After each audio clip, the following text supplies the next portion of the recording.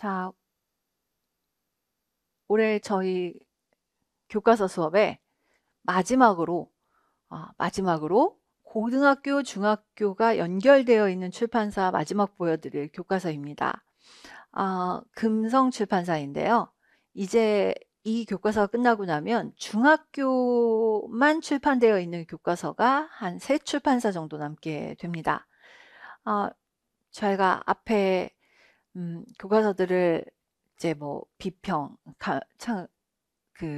감상과 비평, 연주와 창작 이런 데 교과서들을 많이 보고 와서 지금 중학교만 있는 교과서 아니면 요 지금 금성 출판사까지 이렇게 오면서 많은 악곡들을 다뤄본 결과 아무래도 뒤쪽에 배치된 교과서들이 좀 뭐 소홀하려고 한 건 아니었는데 많은 악곡들이 좀 앞에서 많이 소개가 된 바람에 많은 페이지들이 남지 않게 되었죠. 금성 출판사 교과서는 자, 이제 선생님들하고 이런 이야기를 하면서 보게 될 것 같아요. 자, 우선 첫 페이지 보겠습니다. 제가 골라놓은 첫 페이지는 26페이지인데요. 민족의 노래 아리랑 이런 페이지가 이제 저희가 조금 덜 본 페이지로 보실 수 있을 것 같아요. 지역과 세대를 넘어 불리는 아리랑은 구전으로 전승된 우리나라 전통 민요이다 라고 해서 뭐 안 보신 내용은 아닐 겁니다. 아리랑은 일제강점기에 탄압받는 민족의 울분을 담은 소리였고 임시정부 시절에는 뭐 나라를 되찾기 위해 소망하는 외침이기도 했다. 무형문화유산 목록으로 2012년 유네스코에 등재되고 2015년에는 국가무형문화유산으로 지정이 되었고 지금도 시대 변화에 발맞춰 새로운 모습으로 진화를 했다라는 이야기가 나오고 그러면서 이제 그림들이랑 이런 것들도 좀 같이 나오고 있는 거를 보실 수가 있을 거예요. 선생님들께 이 얘기를 오늘 연도수를 찍으면서 말씀을 드릴 수 있는 교과서여서 그 얘기를 좀 해보려고 합니다. 우리가 제일 많이 알고 있는 바로 이 아리랑은 솔라도레미의 음계를 가지고 있고 계명상 솔라도레미의 음계를 가지고 있는데 도로 끝나는 신민요조라고도 부르는 경토리를 가지고 있죠. 경토리가 3가지 종류가 있는데 3번째 형태라고도 흔히 이야기하는 신민요조의 형태를 가지고 있는 아리랑입니다.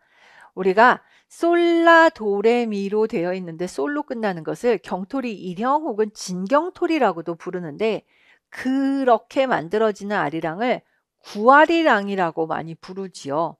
그리고 그렇다면 이 아리랑을 뭐라고 불러? 라고 얘기할 때 본조 아리랑이라고 불러서 마치 이 아리랑이 원래 아리랑인 것처럼 착각을 하지만 실제로 이 아리랑은 연도수까지 알려져 있습니다. 1926년에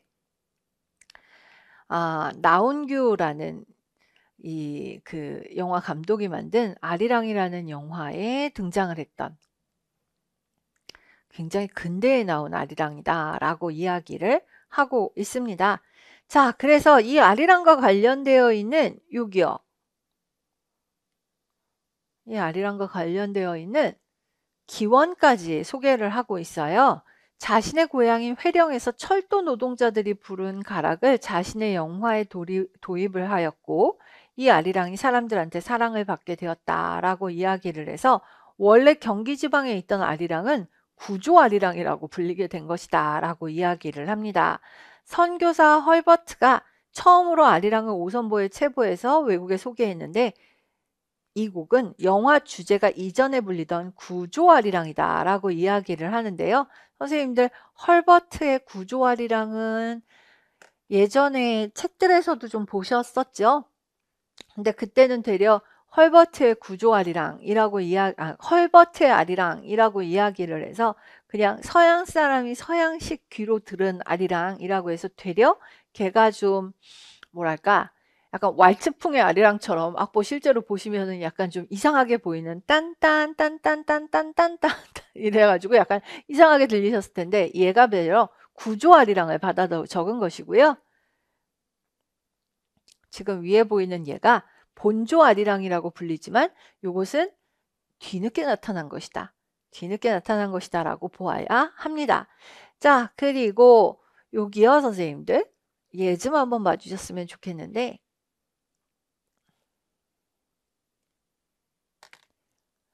아리랑의 가장 유력한 기원설은 강원도 아리랑이 가장 오래됐을 것이라고 보고 있습니다. 이 강원도 아리랑이 가장 오래된 것이라는 아리랑의 유력한 설 이유는 뭐 여러 가지 설이 있지만 첫 번째는 아마도 옛날에 그 고려 시대 때까지 거슬러 올라가는데 조선이 세워질 때쯤 이성계가 꼴 보기 싫다고 다 던지고 산속으로 들어가 버린 고려의 유신들이 꼴도 보기 싫은 이 조선이 세워지는 것이 꼴도 보기 싫었던 고려의 유신들이 그 산속으로 들어가서 불렀던 노래가 아리랑이 아니겠느냐라는 썰이 있습니다. 근데 그들이 그렇게 불렀던 노래가 경복궁을 재건을 할 때 왜 예전에 경복궁 재건할 때 보면 그 소나무 같은 거 베어가지고 한강에 저 상류에 있으니까 그 배서 그냥 강에다가 이렇게 내다 던졌는데 그 강을 따라서 나무도 떠내려오고 가끔은 나무꾼들이 노래를 부르면서 뗏목처럼 만들어서 타고 내려오면서 이 노래를 부르게 된 것이 전국으로 퍼져나갔다라는 썰이 있어서 강원도 지역의 향토 민요에서부터 이 아리랑이 구전이 돼서 내려왔을 것이다. 등등등을 내세워 강원도에서 기원했을 것으로 많이 보고 있습니다. 자, 그래서 강원도 향토 민요가 아리랑으로 널리 알려지고 이것이 각자 너무 유행을 하다 보니까 각 지역마다 지역의 아리랑이 만들어졌을 것이다 라고 이야기를 하고 있더라 라고 보시면 되겠습니다. 자, 그리하여 누가 이제 이 얘기를 좀 더 쉽게 만들어서 이야기를 할 때 강원도 아리랑의 아리랑의 가장 고형이 정선 아리랑이다 라고 말하는 사람이 있거든. 뭐 강원도 아리랑 중에서도 가장 유명한 것이 정선 아리랑이다 보니까 그렇게 생각을 하는구나 라고 생각하시면 맞아요. 강원도 아리랑 중에서도 오래된 거니까. 그래서 그냥 그렇게들 많이 알려져 있습니다. 강원도 산골에서 부른 아리랑 중에 가장 유명한 게 강원도 아리랑 혹은 정선 아리랑이다 보니까 정선 아리랑이 가장 원형이다 이렇게 말을 하거든. 그래서 그렇게 보는구나 라고 이야기를 하면 되겠습니다. 자, 그 다음에 선생님들께 28페이지로 좀 가보시라고 말씀을 드리면 둥당의 타령 봤는데 라고 하시면 네, 둥당의 타령 봤어요. 둥당의 타령 봤고요. 둥당의 타령은 전라도 민요입니다. 남도 민요이고요. 그래서 얘가 떨고 평으로 내고 꺾고 지금 이 악보대로 한다면 제가 음이름으로 불러드린다면 레, D음을 떨고 그 다음에 솔, G음을 평으로 내고 시라 하면서 꺾어서 레, 솔, 시라 이렇게 돼서 육자배기 토리로 되어 있습니다. 자, 그런데 둥당해라고 이야기를 하는 건 여기 물론 후렴이 둥당해 당, 둥당해 당 이렇게 돼 있어서 그래서 후렴 때문에 둥당해 당이라고 이야기를 하는구나 라고 하면 둥당해 당이 도대체 뭔데 라고 이야기를 하면 여기요. 둥당해 당은 가야금이나 거문고 같은 걸 뜯을 때 소리가 나는 것이다 라고 보기도 하고요. 더 설득력 있는 건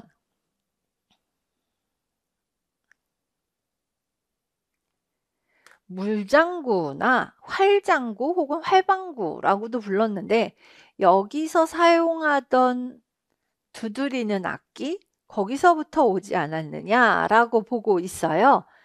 손으로 바가지를 두드리면서 연주를 하거나 활을 얹어서 줄을 퉁기면서 연주를 하거나 이렇게 됐다라고 이야기를 하고 있는데요.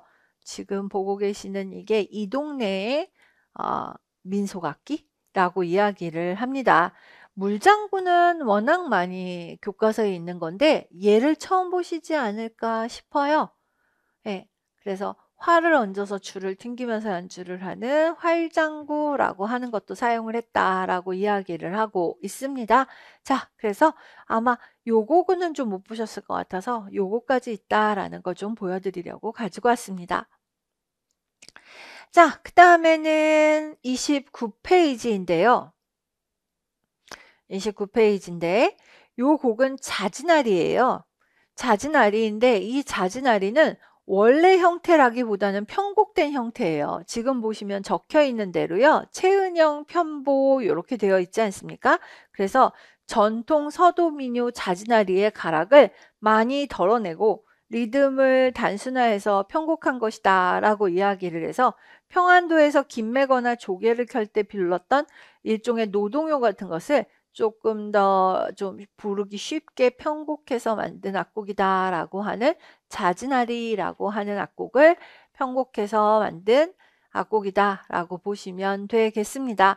자, 그래서 많이 편곡을 했기 때문에 저희가 이 곡에 뭐 톨이라든가 이런 것들을 잡기는 조금 어렵습니다. 그래서 이런 악곡이 있다 정도 그냥 봐주시고 넘어가시면 좋겠습니다. 오돌독이도 되게 많이 본 악곡인데 라고 해서 34페이지의 오돌독이를 갑자기 왜? 라고 하시면은요. 여기요. 요거 때문이었습니다. 제주도 오돌독이와 함께 제주도 민속악기라고 하는데 아는데 라고 하실지 모르겠는데 네 아시죠? 제주도 민속악기 허벅 제일 많이 보셨고 태왁 보셨는데 태왁을 이렇게 어휘로 쓰기도 하지만 아이로도 좀 많이 씁니다. 자, 그래서 태왁 많이 보셨고 설쇠라고 해서요. 설쇠라고 해서 노스로 만든 밥그릇 모양의 뭐 이런 밥그릇 모양의 악기를 설쇠를 채방 같은 데 엎어놓고 쇳가락 같은 걸로 이렇게 두드려서 쓰기도 하고 울쇠라고 부르는 이건 일종의 무속적인 악기이다라고 보시면 되고요. 삼동 막살장구 요거는 좀 처음 보셨을 거예요. 그래서 그 일반 장구보다 좀 좁고 길고 뭐 이런 높은 소리 난다라고 이야기를 하는데 이런 것도 있다라고 이야기를 합니다. 이건 너무 좀 흔하지는 않아서 흔하지는 않은 이런 형태가 있다라고 보시면 될 것 같습니다. 자, 그래서 이런 것도 소개를 한 교과서가 있습니다라고 해서 보시면 되겠습니다. 자, 좀 다른 데랑 좀 다른 한두 개 사진 컷이 몇 개가 좀 들어있어서 한번 좀 확인해 주세요 라는 차원이었습니다. 자, 그리고 36페이지로 오시면 토리에 따른 민요라고 되어 있는데 처음 보시는 얘기는 없어요. 텍스트로는.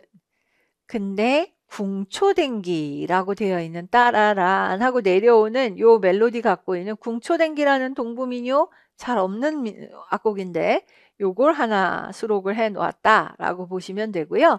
그래서 궁초댕기라는 악곡 참 없는 악곡인데 실려 있는 교과서가 있다라고 해서 궁초댕기 한번 봐주셔라 라는 것 때문에 하나 드려봤습니다.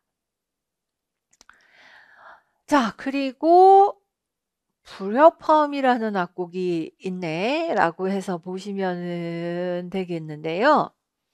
불협화음 들어보셨나요, 선생님들? 이 곡이 우리 금성 고등학교 교과서에 실려 있어요. 딴 게 아니라 요거요. Singing Rap. 요거 못 들어보셨으면 한번 유튜브에서 꼭 좀 들어보셨으면 좋겠어요. 보통 저희가 랩하면 거의 말에 가깝게 랩을 하는 거에 비해서 얘는 높이가 꽤 있는 랩의 형태를 가지고 있어요. 그래서 랩에 선율을 더해서 나타나는 노래하듯 하는 랩의 방식을 취하고 있다라고 이야기를 해서 뭐 요런 형태의 악곡이다라고 보시면 되겠습니다. 약간 무슨 저기 뭐지? 서바이벌 무슨 프로그램 같은 느낌으로 봤는데 정확한지는 잘 모르겠습니다.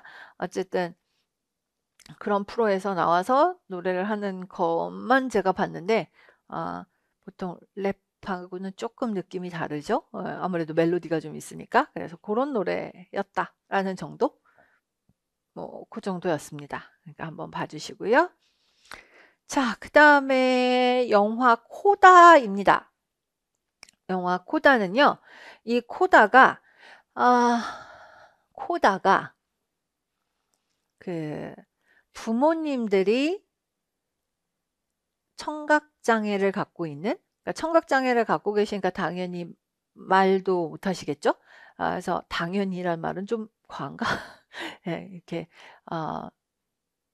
그 청각장애를 갖고 계시고 말도 못하시는 그런 부모님을 가진 아이, 예, 그 아이예요.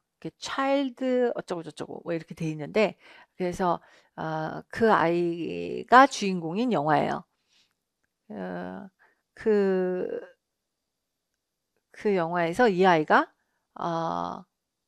오디션 같은 거를 하는 장면에 부모님과 가족들을 모셔다 놓고 노래를 하는 장면에 나옵니다. 이 노래는 너무너무 많이 들어보신 노래일 거고요. 영화 장면에서 보면 노래를 하다가 부모님이 오시니까 수화를 하면서 노래를 부르는 장면으로 나오게 되는 뭐 그런 노래입니다. 자, 그래서 뭐 그 가사가 지금 번역이 되어 있으니까 한번 보셔도 뭐 뭔지 그냥 금방 느낌이 오실 거고요. 그 좀 삐딱하게 보는 사람은 너무 그냥 상상 가능한 줄거리, 상상 가능한 전개, 그랬다라고 이야기를 할 수 있고, 무방비로 보는 사람은 너무 꿍꿍했다, 뭐 너무 그냥 그 뭐 굉장히 감동을 받았다, 뭐 이랬다라고도 이야기를 할 수 있을 거고요. 재밌게 보실 수도 있을 겁니다. 근데 이 노래가 워낙 유명해서 뭐 하여튼 예, 많이들 부르고 많이 그 뭐 버스킹 같은 거 할 때 많이 부르는 뭐 그런 악곡입니다. 자, 이런 노래도 실려 있다라고 보시면 될 것 같습니다. 저는 그냥 모든 악곡들이 다 혹시 2차에 나오면 어떡하지라는 식으로만 보여가지고 그냥 좀 그랬습니다. 왜냐하면 이 노래는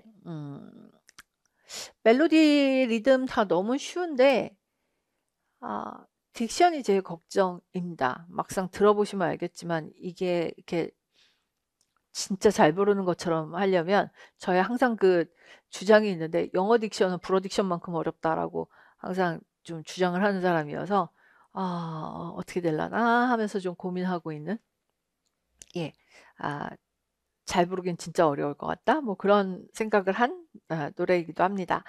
자, 고등학교 교과서에 실려 있는 것도 되게 찝찝하고요. 예, 그렇습니다. 자, 그 다음에 또 못지않은 곡이 하나 여기 또 실려 있더라고요. LOVE, 우리 많이 얘기하는 그 러브라는 노래입니다.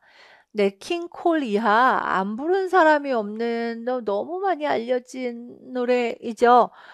진짜 안 실렸으면 좋겠는 곡들이 너무 많습니다. 하여튼 예, 너무너무 유명한 악곡, 하여튼 뭐 그런 노래입니다. 스윙 리듬으로 되어 있는 이런 악곡들이다 라고 보시면 되고요. 제가 할 얘기가 없고 그냥 선생님들의 2차만 조금 제가 걱정스러워하는 악곡입니다. 뮤지컬 영웅에 여러 가지 뭐 누가 죄인이냐 뭐 그런 노래들도 있고 뭐 많았는데, 이번 장부가가 하나 실려 있습니다. 그래서 뭐 그러네요. 이런 악곡도 하나 실려 있다. 뭐 제가 드릴 말씀은 없고, 하여튼 여기 보시다시피 C샵 마이너에서 E 마이너로 넘어가는, C샵 마이너에서 E 마이너로 넘어가는 뭐 요런 악곡이다 라는 정도, 악곡들 정도 보여드리는 거 외에 제가 그닥 할 것은 없어 보입니다. 자, 그 다음에 판소리와 창극 비교하는 페이지가 하나 있어요. 그래서 판소리와 창극을 비교하는 와중에 이 페이지에서 선생님들하고 봐야 될 건 이거 같습니다. 54페이지입니다. 이 54페이지에서는요, 보시는 판소리의 구성 요소와 창극의 구성 요소 이야기하면서 도창이 나온다. 도창이. 극중 인물이 아닌데 관객의 흥을 돋구기 위해서 창과 안일이로 내용 및 분위기를 설명한다라고 나오잖아요. 창극에서 이 도창의 역할이 굉장히 중요합니다. 그래서 해설도 하고 자기가 노래도 하고 안일이도 하고 뭐 여러 가지를 하는. 창극에는 여러 명의 소리꾼이 나오고 무대장치나 뭐 관현악 반주가 붙는다는 건 다 알고 계실 거예요. 근데 도창이 있다라는 걸 한번 좀 봐주시면 좋겠고, 이 도창의 해설자입니다. 그래서 요걸 하나 봐주셔야 된다라는 이야기를 해야 되고요. 그 다음에 판소리의 전개 과정이라고 하면서 17세기서부터 시작이 되어서 19세기 향유층이 등장을 하고 관우희가 나오고 신재효가 여섯마당을 개작을 하면서 판소리 사설집을 썼고요. 선생님도 저희가 이게 한 페이지씩밖에 안 보여드려서 먼저 다음 페이지로 좀 넘어가 볼 거예요. 1910년대 명창들이 뭐 어쩌고저쩌고 하고 뭐 여류 명창이 늘어났다라고 하면서 이화중선의 이름이 나오고 있습니다. 선생님들 이게 이제 저희들이 그 작년 시험 문제 보면서 제가 보면서 그 말씀을 드렸잖아요. 그러면 조용필 선생님이 시험에 나오는 건 알겠는데 아이유가 시험에 나온 것 같아서 마음이 아픕니다라고 말씀을 드렸는데 네, 여류 명창. 자, 그 다음에 1920년대 유성기 주요 문화유산 5호로 지정이 되었고 이렇게 되었다고. 저희 이제 저거 인간문화재니 뭐 이런 말 안 쓰기로 해서요. 무형문화유산 5호 이렇게 되어 있죠. 그래서 1964년에 판소리가 이렇게 지정이 되었고 무형문화유산으로 등재되었다. 이게 판소리 라인이에요. 판소리 라인이고요. 그 다음에 요거 가볼게요. 창극이요. 창극은요. 1902년에 최초의 실내극장 협률사 설립 및 초기 창극 형태의 공연 무대화라고 되어 있는데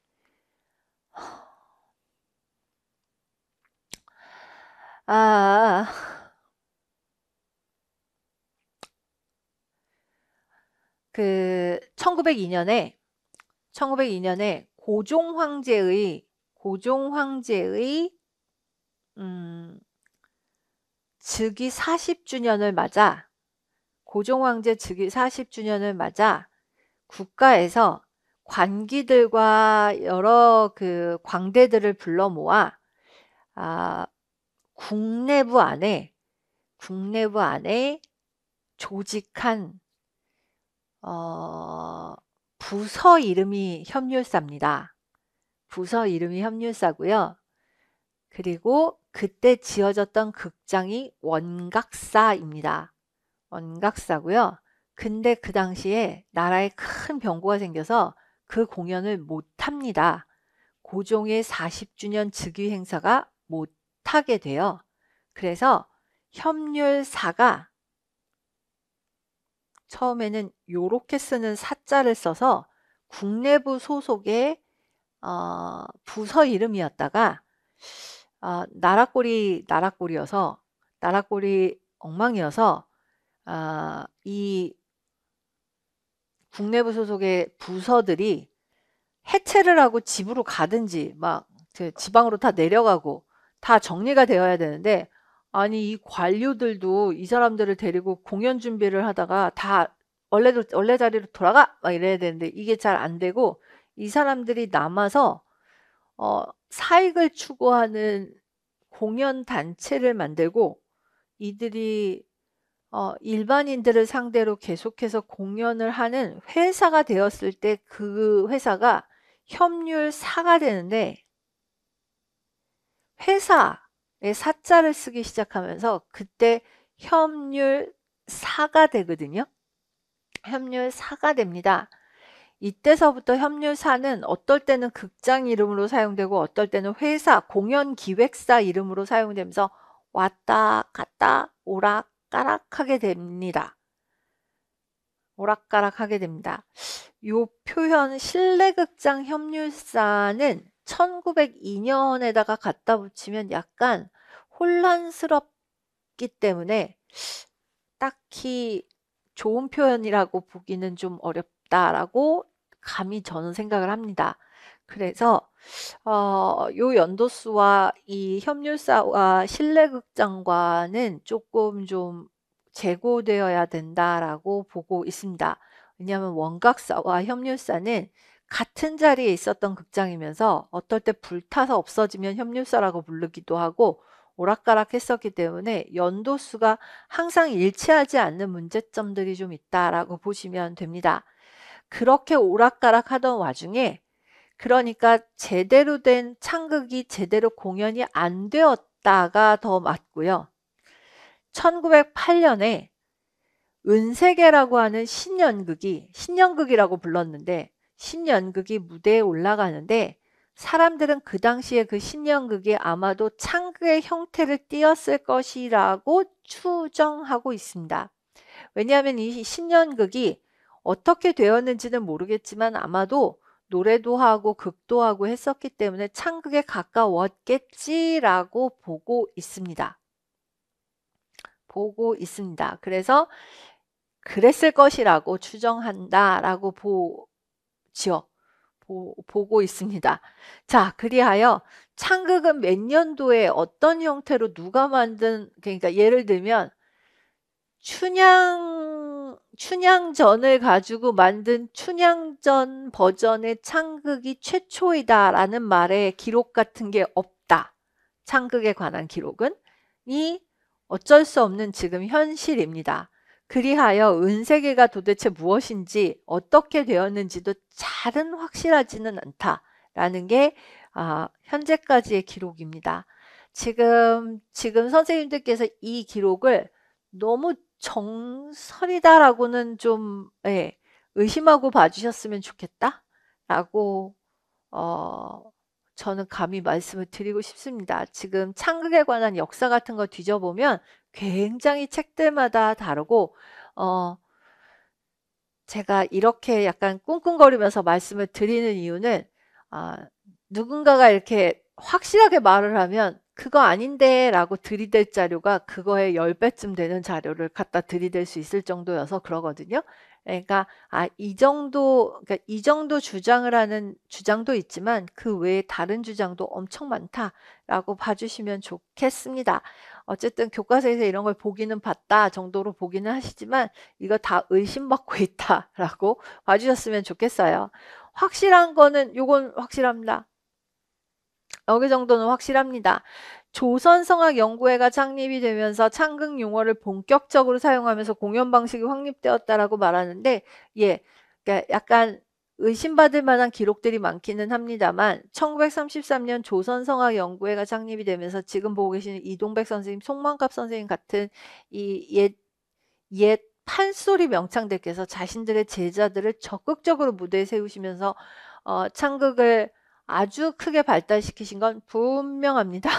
그리고 여성국악동호회가 여성 국극을 유행시키신 거 확실하고요. 그건 아주 확실한 기록입니다. 자, 그리고 아래쪽으로 붉은 라인이 지금 창극 관련된 기록들이니까 네. 오페라나 가곡 같은 게 인기를 얻으면서 국극과 창극이 약간 쇠퇴한 것은 1960년대가 맞습니다. 서양에서 들어온 공연 양식 때문이기도 하지만 TV 때문이라는 이야기가 가장 정설입니다. TV와 영화, TV와 영화 같은 것들이 아주 크게 활성화가 된 탓이다라고 이야기를 합니다. 국립국극단과 창극단이 개편 후 오늘날까지 이어지고 있다라는 이야기가 그냥 좀 나오고 있고요. 네, 21세기에는 이러저러하다라는 이야기 하고 있습니다. 자, 그 다음에 판소리 5마당에 관련된 이야기들 뭐 줄거리 모르시는 분들 없으실 테니까 뭐 그 정도 확인하시면 될 것 같고요. 조금 걱정스러운 건 그냥 창극의 요 앞에를 너무 정설로 믿지는 않으셨으면 좋겠다라는 정도 보시면 되겠습니다. 자, 이제 선생님들께 제가 요거를 바바예투 합창곡을 요렇게 좀 잡아서 보여드리는데요. 바바예투는 지금 보시는 것처럼 게임 배경음악이다 라고 나오는데 네, 맞습니다. 게임의 배경음악으로 만들어졌고요. 게임 음악 최초로 그래미상을 탔습니다. 스와힐리어라고 하는데 아프리카 언어고요. 스와힐리어로 우리 아버지라고 하는데 주기도문이 원문입니다. 그래서 주기도문을 가지고 만든 것이다 라고 이야기를 하고 있습니다. 게임 음악으로 그래미를 탔을 정도다라고 이야기를 하니 굉장히 뭐랄까 게임 음악에 대한 새로운 어떤 그 전기를 마련을 했고 그 이후로야 이런 종류의 작품들이 많아졌기 때문에 지금은 새롭지도 않고 그냥 이렇게 생각하는 게 새롭지 않다는 뜻입니다. 당연히 얼마든지 탈 수 있지라고 생각을 하니까요. 그래서 뭐 당연하다시피 한 건데 바바이어트는 그런 점에서 거의 파이오니어 같은 작품이다라고 이야기를 할 수 있죠. 그래서 뭐 그런 작품이다 정도 보시면 됩니다. 자, 그 다음에 선생님들 연주와 악기가 하나 되다라는 게 나오고 있는데요. 다른 거 없습니다. 그냥 마지막이랄까? 한번 확인해 드릴 것만 하나 있어서 그래요. 소금? 뭐, 왜 갑자기 그러면? 이 교과서에서도 응이 있네요. 그동안 선생님들께 응 나온 교과서가 하나 정도 있습니다. 라고 말씀을 드렸는데 하나 더 나타나서 응이 있습니다. 그래서 응을 주었고 그래서 40까지 막아가지고 응이 나오고 있는 교과서가 하나 있고요. 그래서 응을 사용을 하다 보니까 여긴 잠깐 이따 넘어갈게요.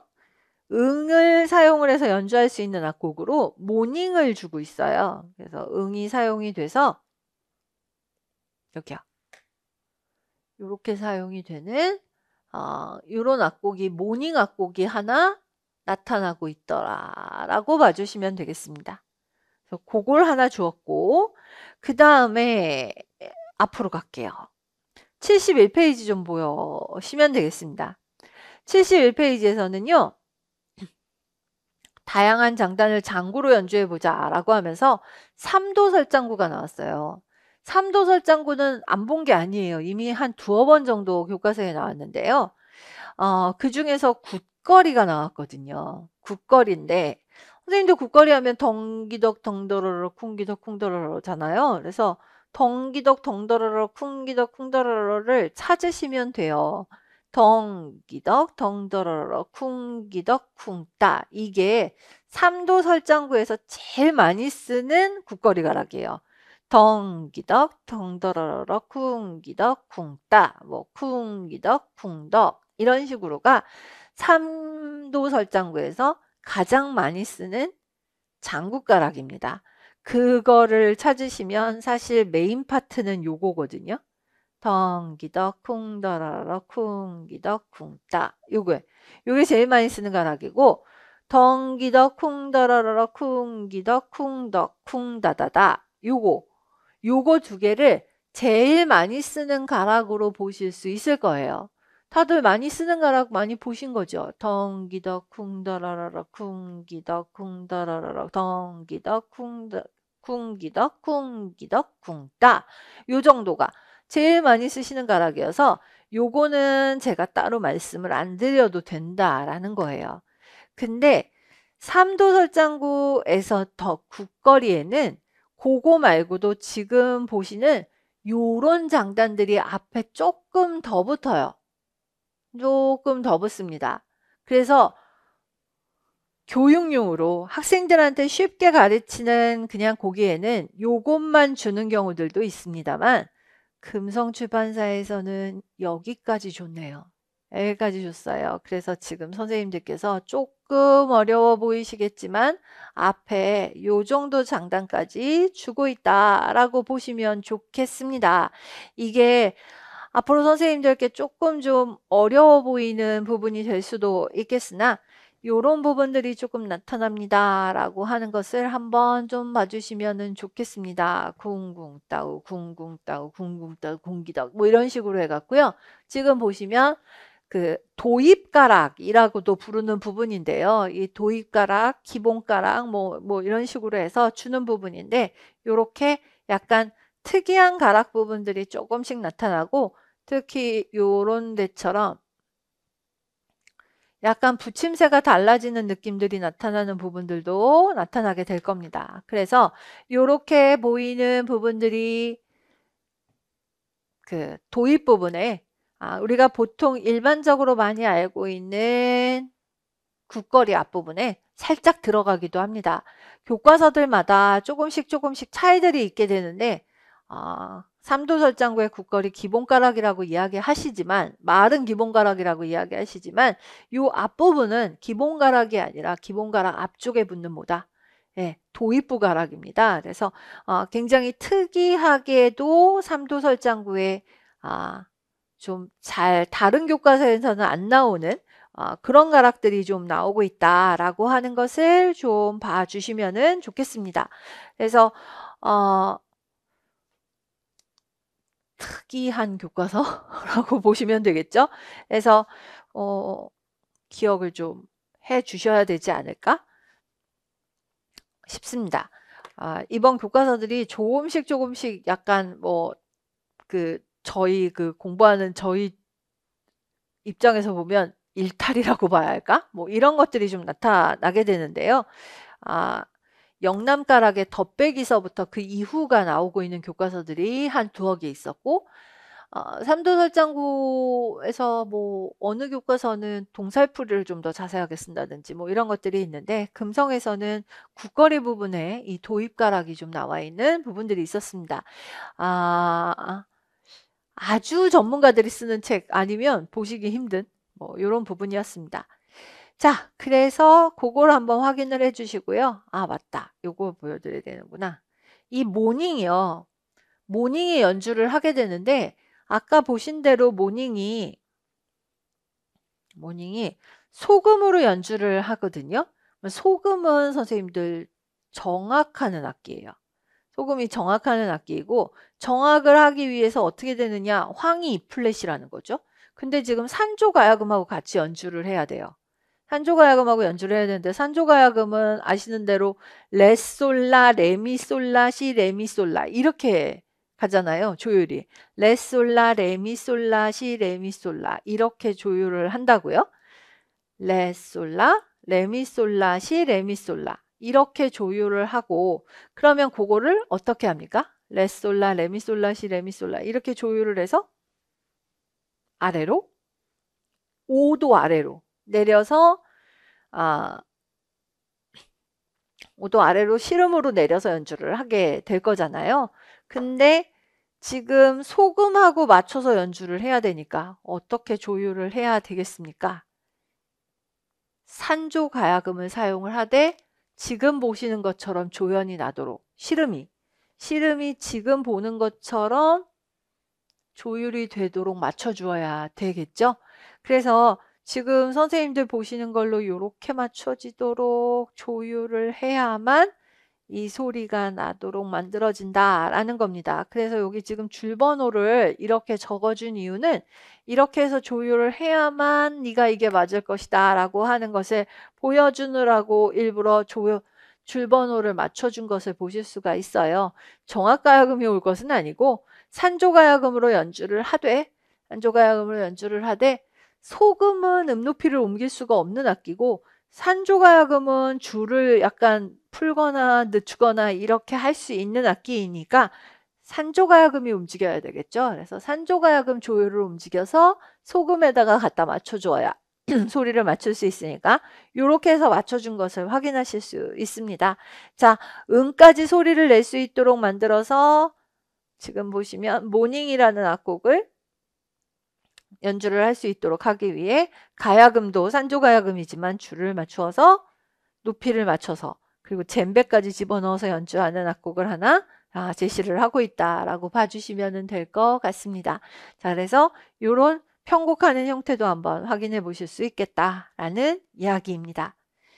자, 이제 다음은요. 75페이지인데 75페이지에서는 호른보스텔과 작스의 악기 분류법이라고 해서 악기 분류하는 방법을 한번 보고 계세요. 선생님들 우리 이거 해본 건데요.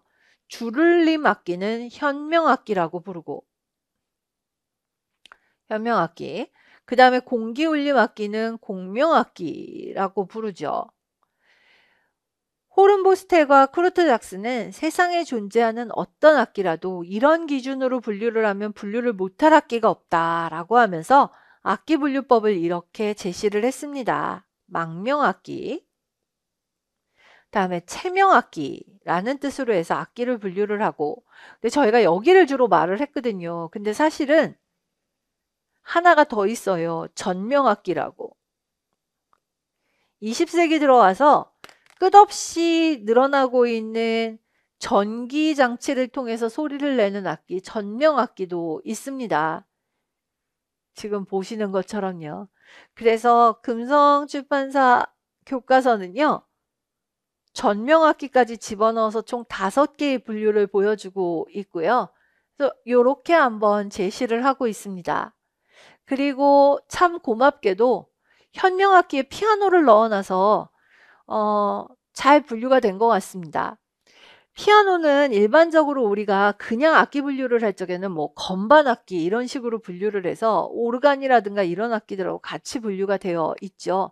하지만 이 호른보스텔과 작스의 분류대로 분류를 한다면 피아노는 현을 햄머가 때려서 소리를 내는 악기이기 때문에 현명악기라고 그 분류를 하는 게 가장 좋은 분류가 될 겁니다. 그래서 분류 아주 잘 되어 있습니다. 그러니까 이렇게 분류를 해 놓으면 좋겠습니다. 자, 다른 뭐랄까 궁금증이 없게 악기 분류가 아주 재미있게 잘 되어 있고요. 그래서 요거 하나 확인해 주시면 될 것 같습니다. 그 다음에 77페이지에서는요. 우쿨렐레 그동안 많이 했는데 라고 하시면 네, 우쿨렐레 많이 했는데 그동안 우쿨렐레에서 많은 교과서 악보들이 교과서의 그 내용들이 그냥 뭐랄까, 아무 차별성 없이 제가 일단 지웠다가 한번 보여드릴게요. 이렇게 많이 주잖아요. 그냥 이렇게 많이 줍니다. 그냥 4번 줄이 솔이라고 이렇게 줘서 많이 헷갈립니다. 많이 헷갈립니다. 안 헷갈리셨나요, 선생님들은? 그래서 라도 미솔 이렇게 된다라고 이야기를 하죠. 근데 선생님들께 제가 이 얘기를 가끔 하는데 이거 원리를 알고 나면 훨씬 더 잘 외워진다고.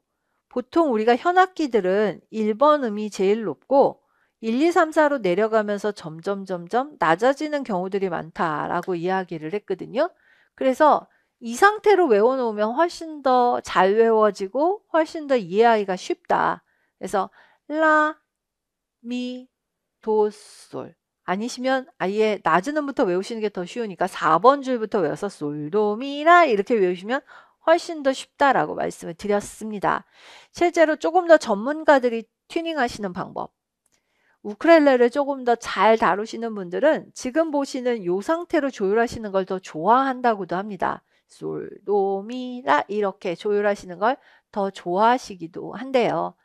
근데 왜 이거를 이렇게 조율을 안 하고 그냥 솔을 한 옥타브 위로 조율을 하거나 악보를 그렇게 많이 적느냐라고 이야기를 하면 어차피 우쿨렐레를 많이 다루는 학생들은 초등학생들도 많고 음악을 잘 모르는 사람들도 많다 보니까 덧줄을 그리는 것보다 그냥 한 옥타브 안에서 보는 걸 더 좋아해서 4번 줄을 그냥 옥타브 위로 기보를 하거나 아니면 옥타브 위로 튜닝을 해서 악기를 가르치는 게 더 쉽기 때문이다라고 이야기를 합니다.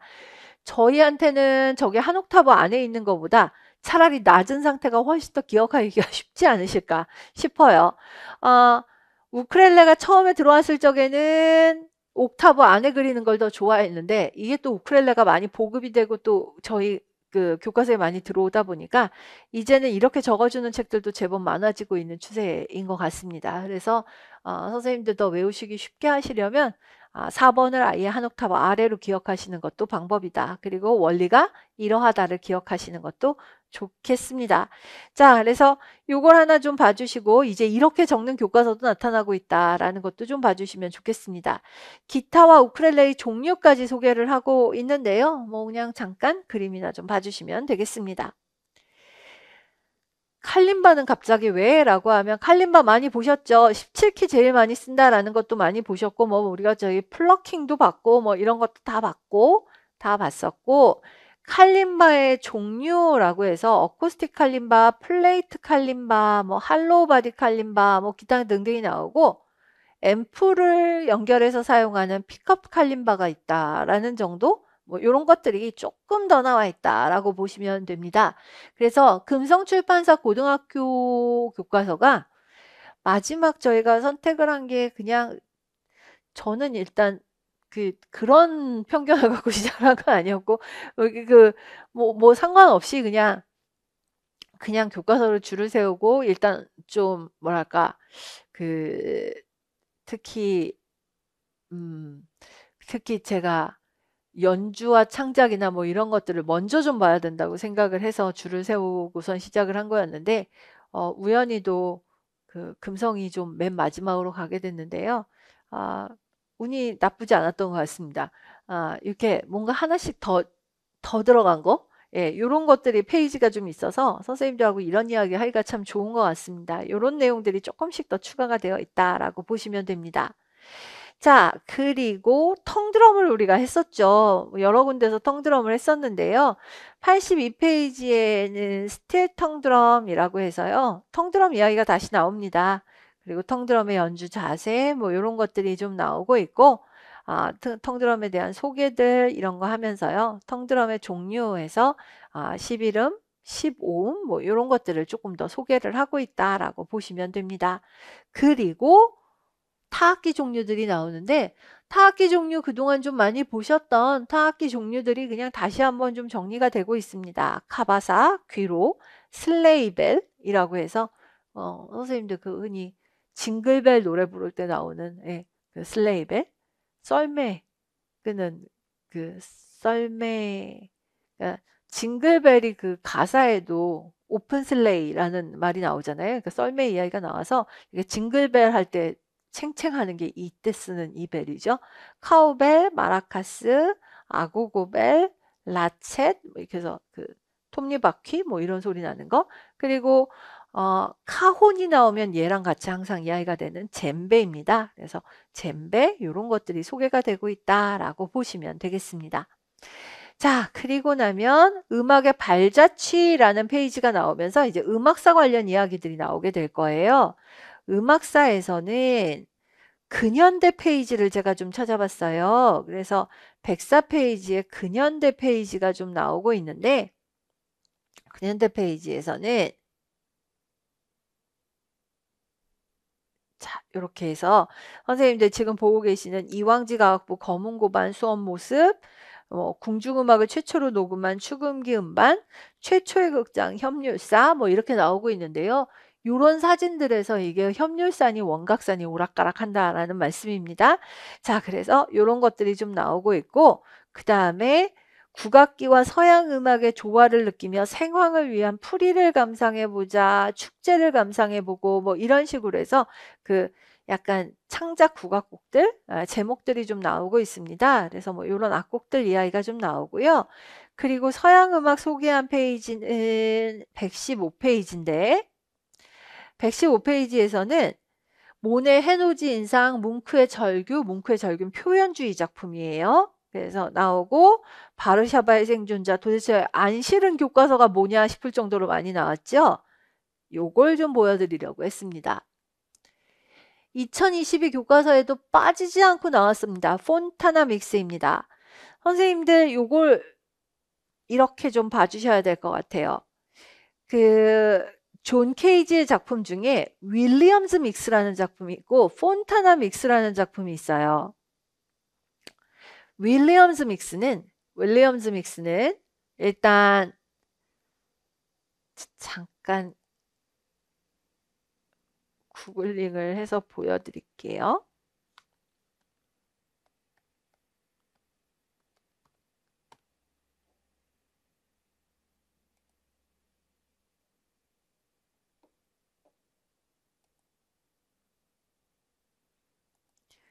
존 케이지의 작품 중에 윌리엄즈 믹스는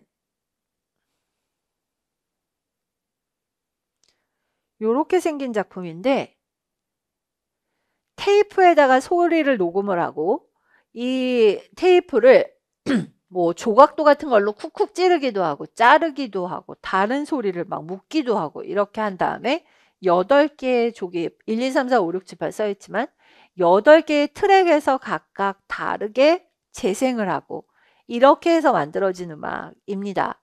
근데 존 케이지가 여기서 기본적으로 소리를 녹음을 하고 그것을 편곡을 하고, 그러니까 편집을 하고, 그리고 쿡쿡쿡쿡 막 찌르고 막 이렇게 했으니까 구체 음악적이죠. 테이프 음악이에요. 미국 사람들은 테이프 음악이라는 표현을 많이 쓰고 유럽에서는 구체 음악이라는 말을 많이 쓰니까 구체 음악 내지는 테이프 음악이라는 말입니다. 근데 이게 어떻게 테이프를 갖다가 상처를 내고 스크래치를 내고 했는지에 따라서 소리가 어떻게 나올지에 대해서 작곡가가 미리 결정을 한 건 아니기 때문에 실제로 보면 약간의 우연적인 요소를 가지고 있는 구체 음악이라는 것이죠. 그래서 윌리엄즈 믹스라는 작품은 여기 제목이요. 이 윌리엄즈 믹스라는 작품은 주된 작곡 기법이 우선은 구체 음악적인 작품이에요. 그리고 그 안에 약간의 우연적인 요소가 들어가 있어요. 근데 지금 보고 계시는 교과서의 이 작품은 폰타나 믹스예요. 작품 제목이 너무 비슷하죠. 근데 이 폰타나 믹스는 지금 보시면 점, 직선, 곡선이 프린트가 된 10장의 투명 필름을 겹쳐서 만든 악보로 구성된다. 필름을 겹치는 방법 등 연주 방법을 연주자한테 맡겨서 우연적인 음악을 만들어낸다 라고 이야기를 해요. 얘가 이렇게도 생기고 저렇게도 생긴 여러 가지가 있는데 이걸 겹쳐가지고요. 이렇게 진행을 하다가 점하고 선 같은 게 겹치면 약간 우리로 치면 뭐라고 얘기하면 될까요? 사다리 타는 거 비슷하다고 하면 될까요? 그러니까 겹쳐지면 방향을 바꾸고 겹쳐지면 방향을 바꾸는 식으로 해서 그때마다 연주 방법이 바뀌는 형태로 되어 있다라고 보시면 됩니다. 그런 식으로 해서 우연적인 음악을 만들도록 만들어진 작품이다라고 보시면 되겠어요. 그래서 두 개의 작품은 이름은 되게 비슷하지만 연주 방법이 다르다라고 보시면 됩니다. 둘 다 우연적인 요소를 어느 정도 포함하고 있다고 이야기를 할 수는 있겠으나 윌리엄즈 믹스는 기본이 테이프 음악이고요. 폰타나 믹스는 기본이 뭐다? 우연적이다. 특히 우리 그런 말도 많이 하죠. 비결정적이다 라고 보시면 되겠습니다. 자, 그래서 약간 다르다 라고 보시면 됩니다. 자, 이제 그 페이지를 좀 넘어와서 117페이지입니다. 117페이지에서는 목동아 봤고, 네, 보신 작곡이죠? 연가 너무 많이 봤고요. 포카레이, 포카레카레아나 많이 보셨고, 홍하의 골짜기를 좀 많이 안 보셨고 레산피리를 많이 보신 악곡이고 그래서 홍하의 골짜기만 한번 좀 확인해 주시면 될 것 같습니다. 서양 대중음악의 갈래가 이 교과서의 118페이지에 나오는데요. 재즈, 블루스 많이 보신 거. 그 다음에 리듬앤 블루스가 약간 블루스의 댄스적인 재즈의 영향이 많이 들어간 거. 포크 음악 많이 보셨고 밥 딜런이요 많이 보셨고요. 그 다음에 EDM을 좀 안 보신 것 같죠? 어쨌든 뭐 EDM이 뭐 대단한 게 아니라 하여튼 저기 전자음악적인 요소가 들어가 있는 뭐 그런 음악이다라는 정도 보시면 될 것 같아서 뭐 그 정도 이야기를 하면 될 것 같습니다. 자, 이런 정도의 이야기가 좀 들어가 있다라고 보시면 되고요. 창작으로 넘어오시면 또 인공지능이에요. 그래서 인공지능 가지고 만든 창작 아이바 활용하기 정도 나옵니다. 아이바는 선생님도 한번 접속해서 해보셔도 좋을 것 같습니다. 그래서 아이바를 활용한 창작. 내가 원하는 시간 길이, 그러니까 음악 이 정도, 뭐 2분이면 2분, 뭐 말 그대로 EDM, 뭐 어떤 풍, 누구 같은 거 이렇게 시키면 그럴싸하게 하나 만들어주는 거 이런 거 하는 겁니다. 자, 그래서 그리고 소리 디자인하기라고 나오는데 정말 많이 보신 폴리 아티스트 뭐 이런 것들 잠깐 나오고 있습니다. 그래서 소리를 만들어내는 거, 원래 나는 소리를 다 걷어내고 어떤 그럴싸한 소리를 디자인해서 집어넣는 거, 뭐 이런 예들을 한번 보여주고 있습니다. 음악의 기능이 나오는 페이지가 있어요. 142페이지인데요. 음악은 여러 가지 기능들이 나타나는데 여기 10가지 기능이 나온다고 이걸 외우시라는 게 아니라 한번 생각해 보시라는 겁니다. 그래서 국제 행사의 음악에 뭐라고 이야기를 하면서 음악에는 뭐 오락적인 기능도 있고 못도 있고 하다라고 하는 것들이 잠깐 좀 소개가 되고 있더라라고 보시면 됩니다. 자, 그래서 어느 교과서에서나 조금씩은 나오고 있는, 그러니까 처음 보시는 내용이 따로 있는 건 아니고요. 약간 추가된 내용들이 들어가 있는 교과서였습니다. 그래서 그것들을 좀 한번 확인해 주시는 정도면 될 것 같습니다. 문제만 드려도 충분할 정도예요. 그러니까 특별히 그렇게 뭐 많이 드려야 될 내용이 있거나 그러지는 않았었고요. 그래서 이렇게 한번 마무리하고 보실 수 있을 것 같습니다. 자, 그래도 시간이 좀 가서 잠깐 여기서 한 차시를 마무리를 하고요. 중학교 교과서만 따로 좀 보도록 하겠습니다. 잠깐 끊어가겠습니다.